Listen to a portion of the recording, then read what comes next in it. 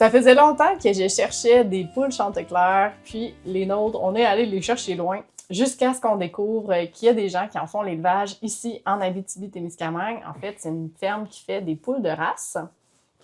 Qui était à Roquemort, la ferme Universalis. J'aurais aimé être présent, j'ai pas pu être présent, ça aurait été très enrichissant. Là-dessus, je vous laisse bonne écoute. Bonne écoute!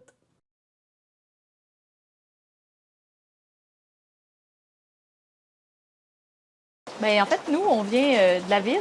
On est originaire du coin de Montréal. On partait les deux des Laurentides. Puis, c'est ça, je te dirais, dans le temps, un petit peu après la COVID, là, on cherchait une terre. Là, on a toujours été intéressé par tout ce qui est l'autosuffisance. Mais autour de Montréal, il n'y a plus ça, des terrains. Les maisons ne sont pas achetables déjà en partant. Puis quand les gens te disent qu'ils ont un gros terrain, c'est un terrain d'un demi-acre.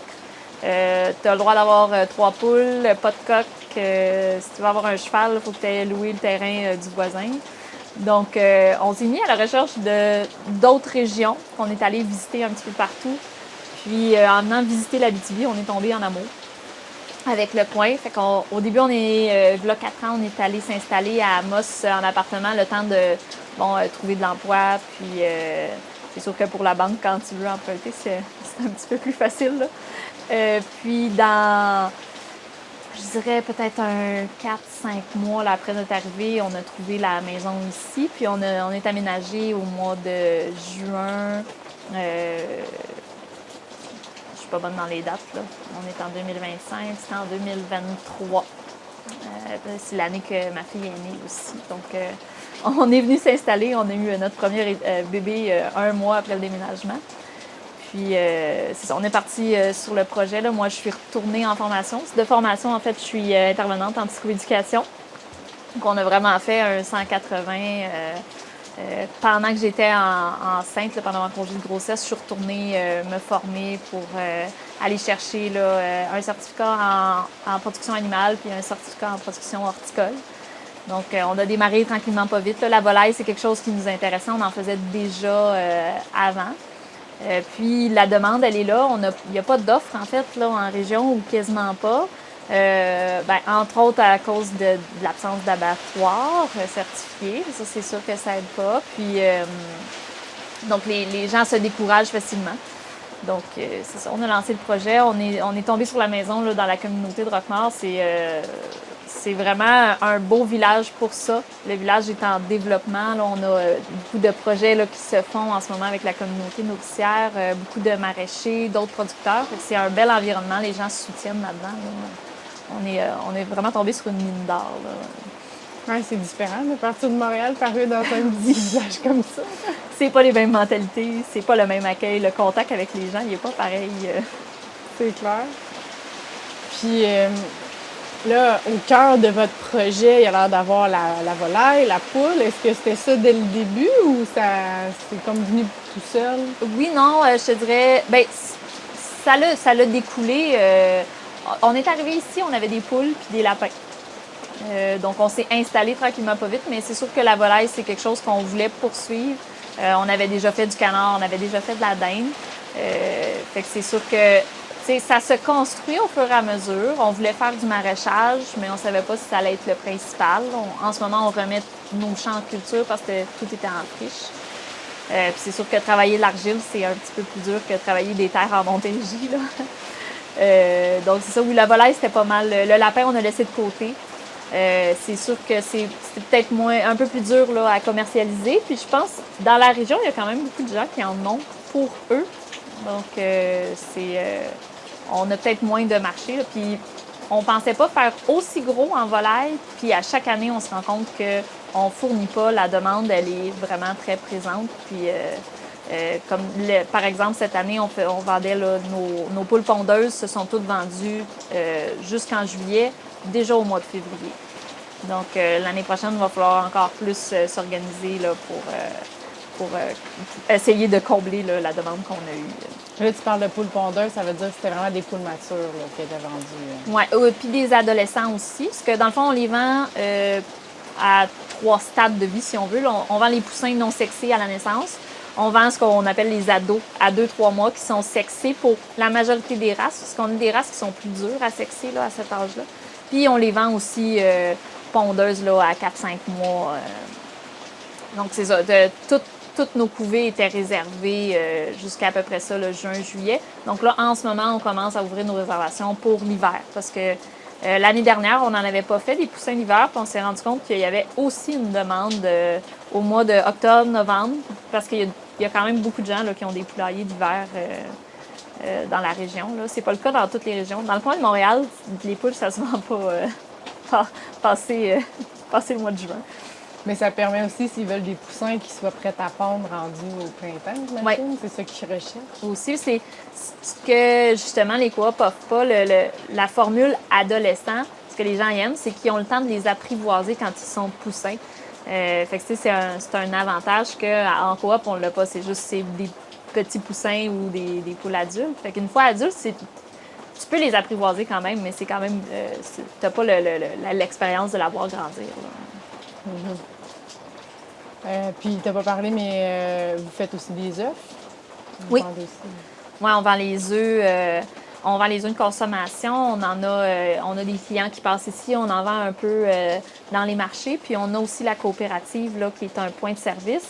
Étant donné qu'on est membre, on laisse les œufs en consigne, puis on a des gens qui viennent les acheter là. Ça aussi, on essaie éventuellement là, d'augmenter cet été jusqu'à notre 99 poules pondeuses parce que la demande, elle est très présente. Là. On ne fournit pas à toutes les périodes de l'année. Puis ce qui est difficile aussi, c'est que vu qu'on fait des poules à vendre, bien, les œufs, il faut qu'on en garde une partie à incuber. Donc là, c'est tout le temps de jongler entre ceux qu'on va manger, ceux qu'on va incuber. C'est une gestion à faire aussi. Là. Mon père avait une ferme avant, puis les autres, ils avaient des moutons, puis il avait ça. Puis quand il a vendu, il nous les a donnés, puis c'est vraiment cool. Merveilleux, ça. Fait que c'est ça, là, on est en train de réaménager, parce qu'avant, j'avais mis le semis là-bas, mais cette année, j'avais mis le semis, puis on a des plantes l'hiver. Les enfants, lui, ils ont cassé un bout, là, puis il faut que je le mette... Mais celui que j'ai utilisé là, il n'y en avait pas. Ouais, il faut que je le mette quasiment 5 degrés en haut, parce qu'il est pas, il n'arrive pas à garder. C'est peut-être ça ton problème. Mais ma température est bien correcte, par exemple. Elle est correcte. T'as-tu essayé avec un thermomètre aussi? Oui, bien là, c'est ça que je vais faire. Parce que des fois, le sensor, il n'est pas à jour. Pas bon. Moi, c'est souvent ça mon problème, c'est que le sensor, je mets tout le temps les... Puis après, tu ajustes tes températures. Là, je n'avais pas de lousse, mais là, j'en ai un de lousse. Là, j'ai redonné un incubateur à quelqu'un. J'ai récupéré un thermomètre. Ouais, c'est ça, parce que moi, j'en mets tout le temps dedans parce que à force de rouler, c'est ça, il se déprogramme. Fait qu'il faut tout le temps vérifier. C'est pas parce qu'il dit 38 qu'il est à 38. T'sais, lui, je pense que j'ai un 0.5 là, de différence. Fait que... Puis même chose, l'humidité. Souvent, l'humidité, c'est le premier qui se dérègle. Fait que c'est sûr. C'est ça, on a nos incubateurs. C'est tous des incubateurs à rouleau, ceux-là. Mais là, cette année, on va en commander une tour. Parce que, veux pas, c'est des petits incubateurs. Puis, tu sais, des fois, je vais avoir... Mon sensor va être dans le milieu. Dans le milieu, il fait 37,5, mais au bout ici, il fait peut-être pas. Même chose pour l'humidité, c'est pas assez. Fait que je vais avoir souvent des éclosions qui sont pas égales, là. Cette année, on met à peu près 60 œufs. Puis, tu sais, ça m'est arrivé une fois d'avoir juste 5 poussins. Puis là, tu comprends pas pourquoi cette batch-là n'a pas marché. Des fois, les rouleaux ont décidé qu'ils tournaient pas. C'est vraiment touché, là. Puis, Ils sont tous à rouleau? Oui, ils sont tous à rouleau. J'aime bien à rouleau. Parce que tu peux les enlever. Tu peux les enlever, puis après ça te fait... tu peux faire ton éclosion dedans. Fait qu'elle, on a complètement enlevé parce que les rouleaux n'arrêtaient pas de bugger. Fait que celle-là, elle me faisait vraiment... C'est elle qui m'a fait 5 poussins sur 60, là. Fait que c'est juste une pouponnière d'éclosion. Ça me permet de faire mes rotations un petit peu plus vite. La poule, en tant que telle, c'est de la gestion. Vous avez des animaux à plusieurs stades. Il a fallu que vous construisiez des environnements adaptés pour chacun de ces stades-là. Peux-tu nous en parler un petit peu? C'est de l'adaptation à toutes les années, je dirais. La première année, on avait juste des pouponnières dans le sous-sol. Donc, on avait les poussins là, pendant longtemps, puis à un moment donné, ben, ils se mettent à voler, ils sautent. Fait que là, on allait les mélanger avec les poules, mais après, c'est de gérer les températures, les intégrations. On avait des sections on déplaçait. Fait que là, l'année dernière, on s'est décidé, on a fait des sections qui sont différentes pour différents âges parce qu'ils n'ont pas tous les mêmes besoins. Ça facilite beaucoup plus, puis ça évite les blessures, la mortalité, les maladies. Donc, c'est ça, on commence toujours. On a les incubateurs au sous-sol avec les pouponnières qui vont de la naissance à environ 1 mois. Cette année, il faut qu'on agrandisse les pouponnières au sous-sol parce qu'en ce moment, elles ne fournissent pas. On n'a pas assez de place. Puis ensuite, elles s'en vont dans le poulailler. On a une section qu'on a isolée l'année dernière vraiment pour les poussins. Fait qu'on est capable de maintenir là, un 25 degrés Celsius constant là, à peu près. Fait qu'on a les poussins, là-bas, ils s'en vont de 1 mois jusqu'à 2-3 mois, tout dépendant de la disponibilité des autres sections. Puis la saison de l'hiver aussi, souvent, on va les sortir plus tard parce que chez les poules, c'est plus frais. Donc, tu sais, quand on est en plein mois de février, normalement, on va les sortir de la pouponnière plus vers 3 mois que vers 2 mois. Mais en été, à 2 mois, ils sont capables d'être de l'autre côté. Ils tolèrent bien les températures, là.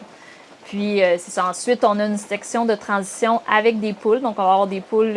On choisit nos races qui sont souvent moins dérangées par les poussins, qui ont moins tendance à aller les attaquer. C'est plus facile de les intégrer. Fait qu'ils vont être là pendant 1 mois ou 2 encore une fois parce que les autres sections peuvent sortir à l'extérieur. Puis, avec les oiseaux prédateurs, là, on prend pas trop de chance là, avant qu'ils soient assez grands pour pas se faire, pour pas se faire attraper. Ou du moins être capable de se cacher. Là, tu as parlé souvent de vos races, mais tu ne les as pas dit. C'est vrai, oui. Si tu peux m'expliquer un petit peu. Oui, les dans le races que vous fond, avez. nous, on a commencé, quand on est arrivé ici, notre gros coup de cœur, c'était les Orpington. Orpington, c'est vraiment une poule de famille. C'est super docile. C'est vraiment c'est des grosses doudounes, là. On regarde beaucoup plus les races à double vocation. Donc, on avait la Orpington, qui est c'est des poules qui sont plus rustiques aussi, qui résistent mieux aux maladies, mieux aux hivers.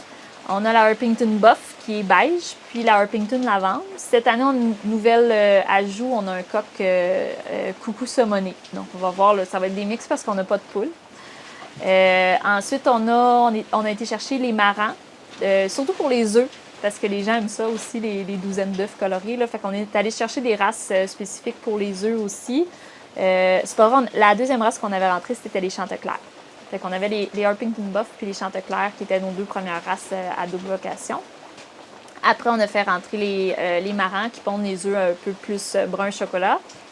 Fait que ça, c'était notre première année. L'année dernière, on a fait rentrer les Americana puis les Oliver Egger, qui sont en fait des croisements là, entre des poules qui pondent bleu puis des poules qui pondent brun. Fait que là, on a des œufs verts puis des œufs bleus. Puis, là, dans nos races... Et ça, c'était ce qu'on avait cette année de disponible en poussin. Puis, en ce moment, on est en train d'incuber des nouvelles races pour l'année prochaine augmenter encore. Là. Donc là, on va avoir de la Plymouth Barred Rock puis de la Plymouth Silver. On va avoir des Wyandotte aussi. On espère avoir de la Gold Lace, de la Blue Lace. On a fait rentrer des Brahma aussi. Puis les marans, les Americanas, c'est sûr qu'on a renouvelé là, nos génétiques. Fait qu'on on essaie de diversifier un petit peu. Là, on fait moins dans la poule miniature. Je sais qu'il y a beaucoup de gens qui cherchent les poules miniatures, mais c'est sûr que nous, les poules, ils ont accès à l'extérieur l'hiver aussi. On cherche des poules qui sont un petit peu plus résistantes au froid. Puis souvent, dans les poules miniatures, il y a beaucoup de gens qui cherchent de la polonaise, je sais pas. Les soyeuses. Les soyeuses, ouais. C'est des poules qui sont peut-être un peu moins endurcies là, à nos conditions. Puis c'est sûr que comparé à nos races qui sont très grosses, probablement qu'ils se sentiraient tout petites.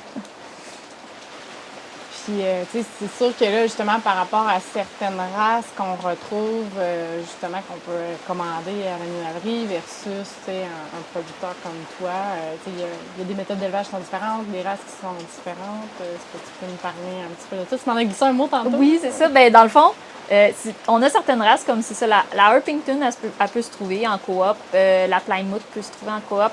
Puis les marans, on peut retrouver les noirans, qui sont un petit peu un dérivé. Mais c'est sûr que tu sais, nous, nos animaux sont tous élevés au champ. On n'a pas des programmes, la nourriture, c'est pas la même, puis on n'a pas les programmes lumineux non plus. Parce que la lumière, il y a beaucoup d'études qui se sont faites là-dessus, mais la lumière affecte beaucoup la croissance, puis aussi le caractère des animaux. Dans les gros élevages commerciaux, ils ont un programme lumineux spécifique pour que la ponte soit plus rapide puis qu'elle soit plus abondante. Mais c'est très irritant aussi pour les animaux parce qu'ils ont beaucoup moins d'heures. C'est très timé en fonction de l'âge. Je me souviens plus exactement. Fait que c'est sûr que nous, on suit un rythme qui est plus naturel, puis on le voit. On en avait pris, nous, à la coop. On a des Orpington Buff de coop, puis des Orpington Buff qu'on a élevés ici. Les nôtres sont beaucoup plus grosses. Le plumage, je trouve qu'il est plus en santé aussi. Là, il est plus abondant. Versus les autres sont beaucoup plus petites. Puis c'est nos poules les plus farouches aussi.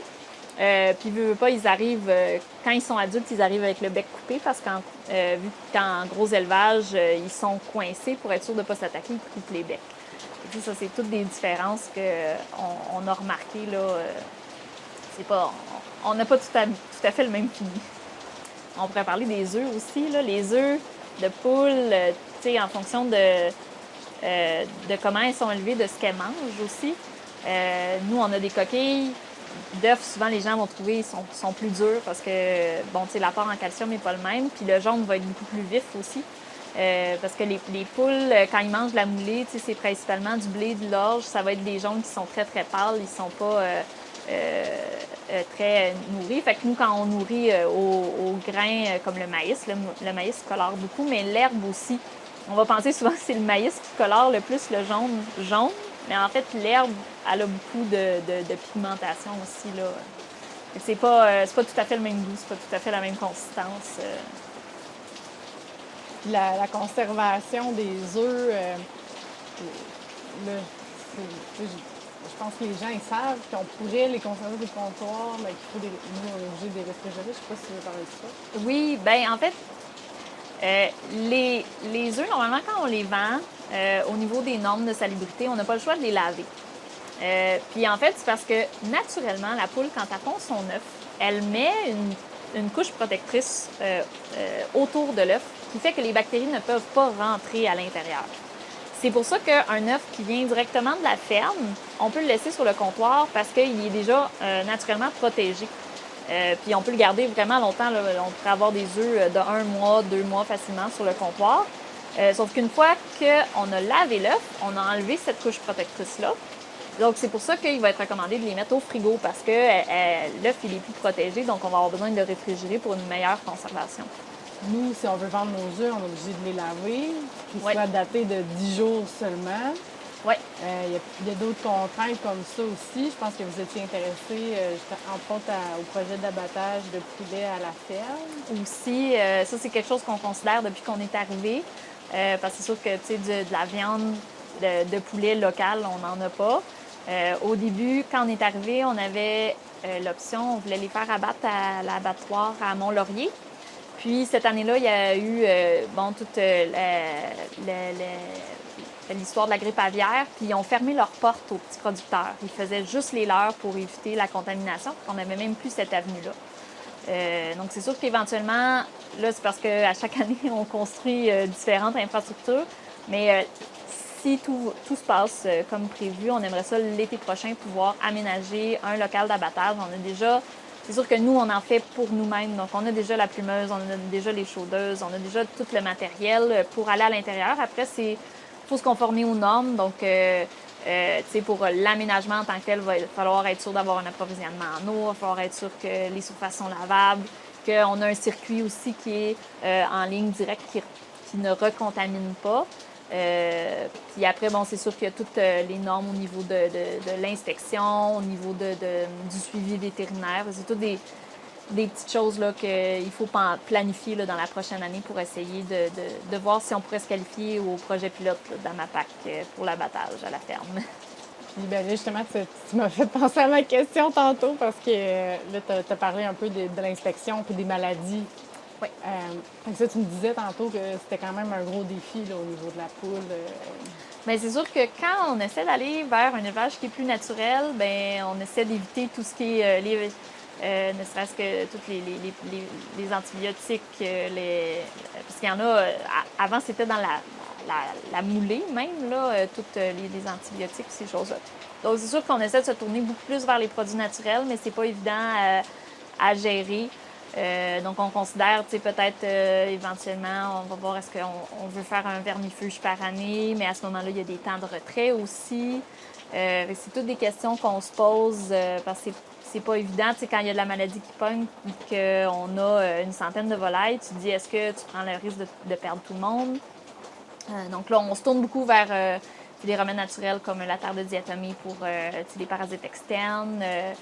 Cette année, on s'est planté un champ de piment habanero pour mettre dans la moulée parce que c'est bon aussi pour les parasites. On utilise beaucoup quand il y a des grippes. Dans le fond, on leur fait du thé. On leur fait des concoctions de thé. Là. Les fines herbes, là, on a l'origan, le thym, ils ont différentes valeurs. On a le vinaigre de cidre. Donc, c'est de jongler un petit peu avec ça. Puis, on se rend compte aussi on a des espèces qui se mélangent moins bien. Les poulets de chair, par exemple, c'est très sensible aux maladies. Quand on les mélange aux poules pondeuses, qui ont naturellement leur immunité, des fois, les poulets de chair, dans le fond, ils augmentent trop le compte de bactéries, puis ça fait que tout le monde tombe malade. Là. Donc, un petit peu la même chose avec les dindes. Les dindes sont beaucoup plus sensibles que les poules à certaines maladies.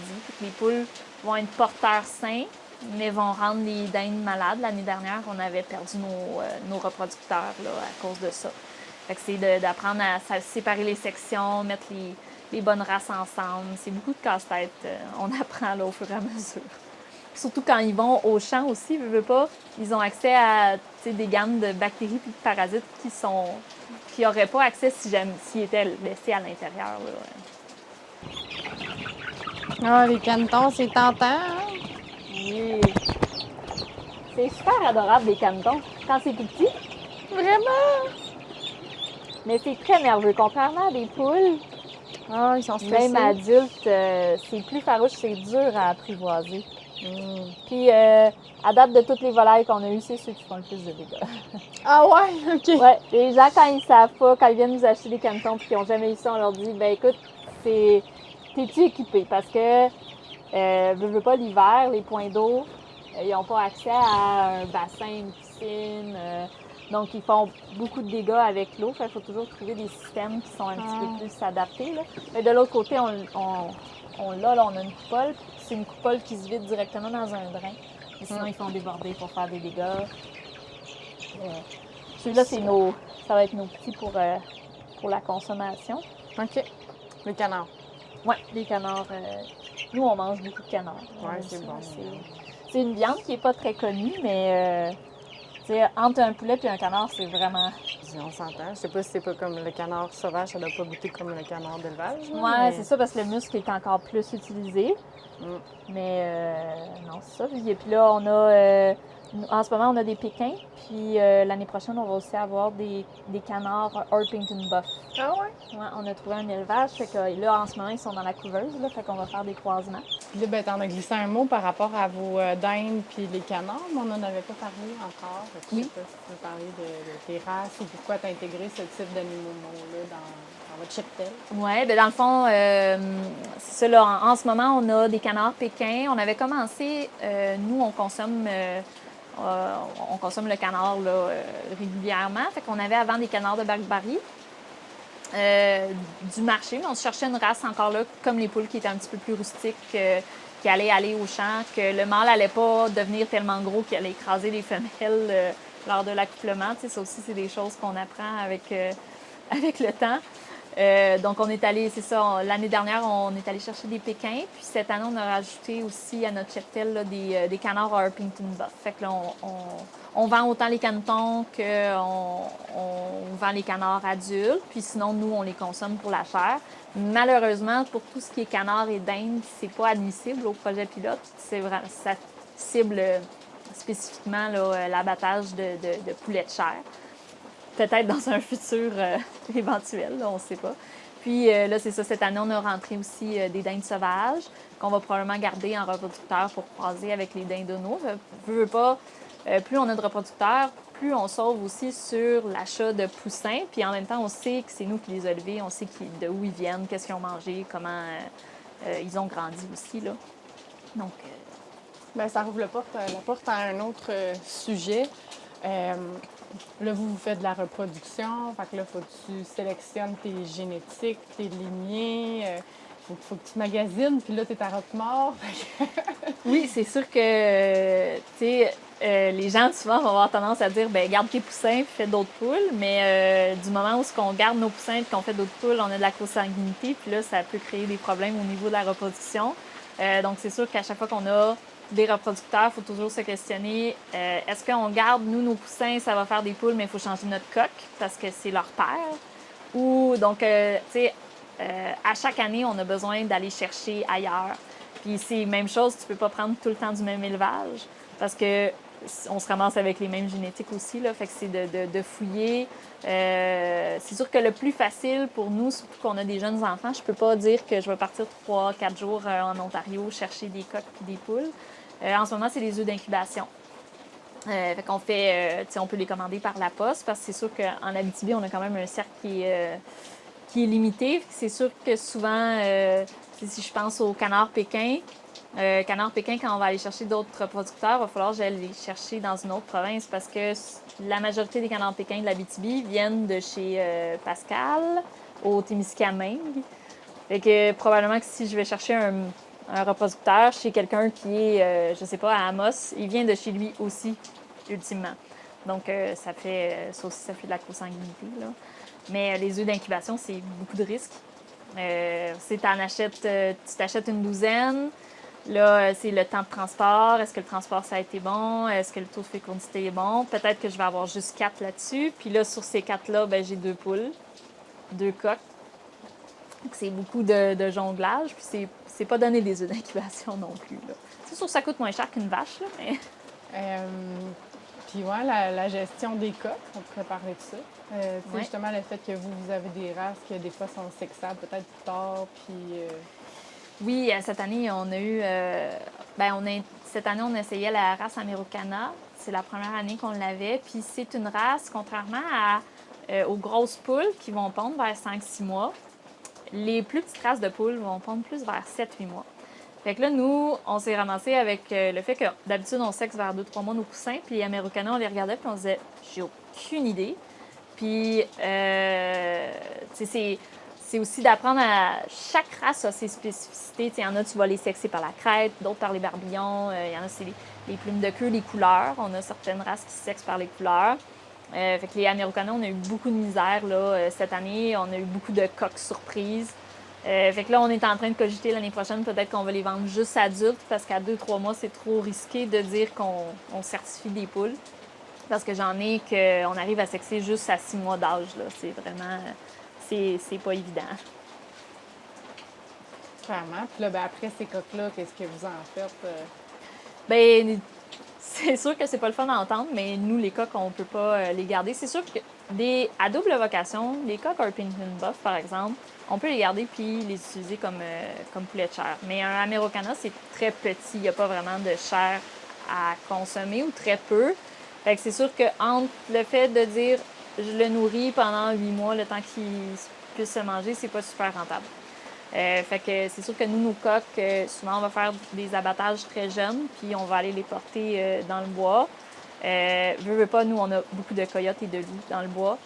Puis, c'est dure réalité, mais si on les nourrit là-bas, ils viennent pas se nourrir ici, chez nous, avec nos poules, là. Ouais, la gestion des prédateurs, c'est quand même un... Ouais, on est chanceux parce que la lisière du bois, elle est quand même loin. On a un chien aussi sur le terrain, ça aide. Mais, tu sais, ça arrive souvent à l'automne, ils viennent tâter le terrain puis voir. Fait que, souvent, ce qu'on va faire, c'est quand on voit qu'ils viennent tâter le terrain, on va lancer un coup de feu ou deux. Habituellement, c'est suffisant là, pour les éloigner, mais on n'est jamais à l'abri. Là, on a un été, on a un coyote qui est monté jusqu'en haut, puis il est parti avec un canard. Il a sauté Je savais pas que ça sautait les coyotes, mais il a sauté la clôture, puis il est reparti avec un canard. C'est pas petit, un canard. Oui. Oui. En plus, c'était notre canard mascotte, là. C'était Frankie. C'est une petite canne bien sympathique. Mais c'est ça. Trop Fait que Frenchie. ça arrive, mais à date, on a été quand même très chanceux. On n'a pas, on n'est pas en ville, on n'a pas de problème de ratons. On a des hermines qu'on surveille, parce que ça peut s'infiltrer un peu n'importe où, là, mais à date, on est quand même bien chanceux. On n'a pas eu besoin de faire des volières fermées en barbelé. Là, 30 ans, on s'est fait dire qu'ici, là, ils avaient des chevaux, fait que c'est surtout du foin, là. Tu vois, on a le champ qui est au fond là, en ce moment. On a occulté l'année passée. Puis là, on est en train de mettre du petit pois puis des lentilles pour un peu travailler le sol, là, faire de l'engrais vert. Au fond, on l'a travaillé il y a 2 ans. Puis là, l'année dernière, on a planté des asperges. On avait à peu près 85 couronnes là, qu'on a plantées. J'en ai peut-être 10 qui ont porté, là, fait qu'on est vraiment contents. Une bonne moyenne? Ouais. Puis là, fait que là, le reste, on a planté du maïs aussi pour travailler, parce que c'est vraiment dans l'Archeville. Tu fais des tests de sol? Non, pas encore. Là, je te dirais qu'on a besoin encore là, d'apporter de la matière organique. Puis on a un autre jardin qui est de l'autre bord, là, mais... Ouais, je l'ai vu tantôt. c'est ça. Je pense qu'il y en avait un là aussi. Non. Là-bas, c'est des foins, puis on a la grange pour l'engraissement l'été.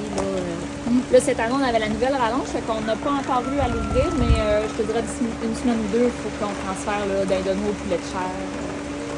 Fait que t'as comme 4 sections qui ont été construites une après l'autre. Ouais, dans le fond, la vieille bâtisse ici, quand on est arrivé, elle était là, mais je te dirais qu'elle était pas mal en train de partir. Fait qu'il a fallu qu'on refasse les fondations. Puis on a tout redivisé aussi. Il a fallu qu'on refasse un mur parce qu'avant c'était comme des entrées plus de garage. Je pense que c'était un ancien atelier. Puis l'année dernière, toute la nouvelle section, c'est vraiment là, de zéro. Fait qu'on a un conteneur maritime au bout. Puis on a 3 sections pour les poules. Fait que là, cette année, il faut finir, là, on a la finition extérieure, mais on a aussi les divisions à l'intérieur, parce que vu qu'on fait de la poule de race, ben c'est sûr que pour avoir des races pour des divisions, il faut pas que les coqs se mélangent avec les poules.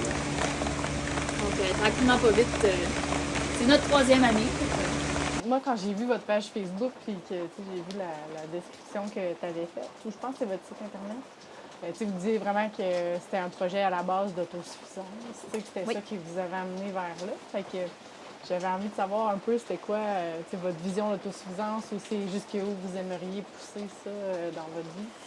Mais tu sais, nous, c'est un projet de famille, c'est un projet de retraite aussi. Tu sais, pour nous, l'autosuffisance, c'est de réduire le plus qu'on va être capable notre consommation du marché, si on veut. Donc, tu sais, on a les jardins, là, on essaie de faire en sorte qu'on puisse être suffisant en légumes, de se dire qu'on est capable d'aller chercher des légumes à l'année longue. Pas nécessairement de manger des tomates 12 mois par année, mais de se dire que on va être capable de suffire en viande aussi. Éventuellement, on veut aller vers le cochon, on veut les moutons, les vaches aussi. Puis là, je dis éventuellement, c'est des planifications sur peut-être plus 10 ans. Là. Parce que c'est un à la fois. On a des enfants. Le but, c'était aussi de garder les enfants à la maison, puis de les élever dans ces valeurs-là aussi. Donc, on tricote un petit peu tout en même temps. C'est sûr qu'on n'a pas le rythme de quelqu'un qui serait sur la ferme à temps plein, soit qu'il n'y a pas d'enfants ou que les enfants sont à la garderie. Parce que moi, les enfants sont vraiment à temps plein avec moi. J'ai une petite cocotte de 3 ans, un petit bonhomme de 18 mois, puis le prochain, il s'en vient en septembre. Puis il y en a un autre de planifié après. Là, donc, ça roule là, aussi. On fait beaucoup de transformations en termes de viande. Notre poulet, on a un hachoir à viande aussi. Cette année, on va essayer de faire nos saucisses, notre viande hachée. On fait déjà nos brochettes, des pâtés. Les légumes aussi, on va les mettre en conserve, on va les faire sécher, on va les congeler. Donc, j'ai commencé aussi, c'est sûr qu'on fait notre pain, nos collations, les produits de base, mais on a commencé aussi à faire la transformation des produits laitiers. C'est sûr que c'est des tests avec du lait du marché, mais quand on va être rendu à avoir une vache ou des moutons laitiers, ben on va déjà savoir comment faire notre yogourt, notre fromage, notre beurre. Là. C'est tranquillement pas vite. C'est une très bonne idée. Moi, je pense que mon lait va arriver avant. Ouais, c'est ça. C'est beaucoup d'essais-erreurs, là. Là, en ce moment, je suis au yogourt. Puis cette année, on devrait s'essayer pour le fromage. Dans le fond, l'hiver, ils sont tous séparés. On a une porte normalement ici aussi. Mais là, on l'a enlevé. L'été, tout le monde est au champ à peu près ensemble. Puis cet été, on va diviser les sections en deux aussi. Ça va nous permettre d'avoir plus de races parce que là, cette année, on avait... on jouait à changer les coques de place. Parce qu'on avait des réservations, des gens qui nous disaient « J'aimerais ça avoir une mara. » OK, sors le coq Americana parce que le coq Americana est avec les maras. Fait que là, fait 1 mois et demi de... C'était pas évident. Fait que, Il semblerait que c'est bon pour eux de changer d'environnement. Ça fait comme d'autres poules. On a beaucoup moins de compétition aussi entre les coqs. Parce que là, t'en as combien pour combien de poules? On essaie de ramener... Bien là, en ce moment, le ratio il n'est pas super respecté parce qu'on a certains coqs qu'on change aussi. Mais on essaie de garder un ratio 1-8. C'est à peu près... parce qu'on s'est rendu compte, plus de poules que ça, nos taux de fécondité en incubateur ne sont pas super bons. Puis moins de poules que ça, ben là, ils se battent trop pour l'espace. Mais là, tu vois, en ce moment, j'ai 2 coqs ici, 3, 4, 5, 6... Non, pas vrai, j'en ai 3 ici. 6 coqs pour une 60aine de poules. On n'est pas super. On n'est pas super. Tu sais, on regarde autant leur tempérament avec nous qu'avec les poules. C'est Sam le boss. OK. C'est Sam Big Boss. Oui, c'est Sam le Big Boss. Mais, tu sais, un bon coq, c'est un coq que quand tu donnes à manger, il appelle ses poules puis il les laisse manger. Que quand il y a quelque chose au champ, il va crier pour ramener ses poules, pour que les poules... Fait quand on a des coqs qui se cachent en arrière de poules pour un petit peu pour les utiliser comme boucliers, c'est pas des super bons coqs. Ou qui les tassent dans les mangeoires, tu sais, ils font pas leur job. Parce que je veux pas nos coqs... Des chickens, là, des chickens. Puis lui, il est un petit peu comme ça, là. C'est le genre de coq qui se cache en arrière de ses poules. Oh. Il est pas méchant, mais c'est ça. Il est pas super brave. Ce qui nous manque, c'est trouver une source de protéines. Il faudrait que je me trouve un fournisseur qui fait probablement de la farine de poisson. Nous autres, on utilise la drèche de bière. La microbrasserie. Ben oui, elle est juste à côté, c'est vrai. Tu sais, full protéines là-dedans. Il faudrait que je regarde parce qu'on a la pierre de fée. On a la pierre de fée à la Sarre, peut-être, qui pourrait nous en fournir. Dans le fond, c'est ça, on met à peu près 2 poches, l'équivalent de 2 poches de grains mélangés à l'intérieur. On remplit le baril d'eau. Je laisse ça, tout dépendant des températures, 1 à 3 jours. L'hiver, c'est plus un 3 jours. Puis, ça fait que les nutriments sont beaucoup plus disponibles pour les poules. Puis ça réduit, d'un, la poche. T'sais, on a l'équivalent quasiment de 3 poches avec 2 poches de nourriture. Puis ils mangent beaucoup moins parce qu'ils mangent mieux.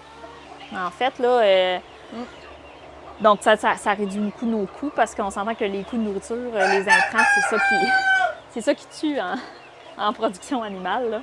Puis c'est sûr qu'il y a plein de choses aussi qu'on ne veut pas nécessairement là, dans les mélanges. C'est moins naturel aussi, là, les mélanges ponts. Fait qu'éventuellement, on aimerait ça l'enlever, mais en ce moment, je pense qu'on est à peu près à 75 % de grains pour 25 % de moulés. Puis qu'est-ce qu'ils préfèrent? Ils préfèrent les grains. Si j'ai pas de grains une journée, ils mangent leurs œufs.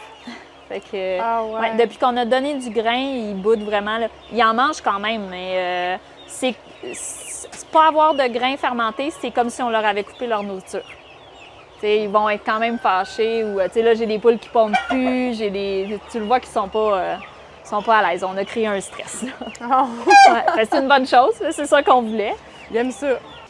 La chaîne, habituellement, est à propos de la permaculture. Est-ce que vous, c'est une philosophie qui vous a influencé? Est-ce que vous avez déjà lu sur ça? C'est sûr que la permaculture, c'est très large. Puis je pense qu'on n'a jamais fini d'apprendre. Surtout qu'on a été on a été beaucoup dénaturés, en fait. Là. On a appris à faire nos plants de tomates en rang, puis qu'il n'y a rien autour. Là. Mais c'est ça, là, on apprend tranquillement pas vite. On aimerait ça faire des espaces là, qui cohabitent. À Roquemort, on a Panier Santé Abitibi, puis pour tout ce qui est la cohabitation, le compagnonnage des plantes. Elle en a beaucoup à partager. Elle a beaucoup de fleurs dans son potager, puis ses légumes sont vraiment tous entrecoupés. Là. Fait que c'est un petit peu plus vers ça là, qu'on aimerait ça se diriger. Là, puis, tu sais, la cohabitation entre les animaux, les légumes aussi. C'est sûr que tu es toujours hésitant si tu veux pas que les animaux ils saccagent tes potagers, mais les animaux te permettent aussi de partager ton sol. Là. Ça, on avait déjà vu, c'était... Tu mets tes cochons dans ton champ, ils déterrent tes roches, tu mets les poules, ils vont enlever toutes les cochonneries, puis après ça, tu mets tes moutons, ils vont fertiliser. Éventuellement, si on avait les 3, on pourrait le tester. Mais c'est ça. Il y en a beaucoup des choses à tester. Oui.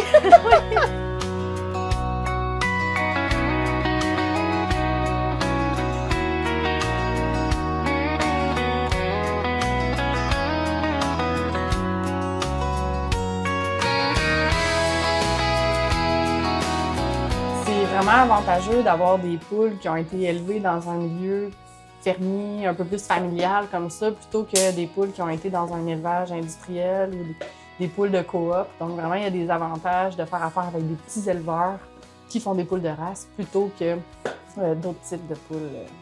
Surtout le fait que nous, on encourage local, on essaie d'encourager le plus local possible.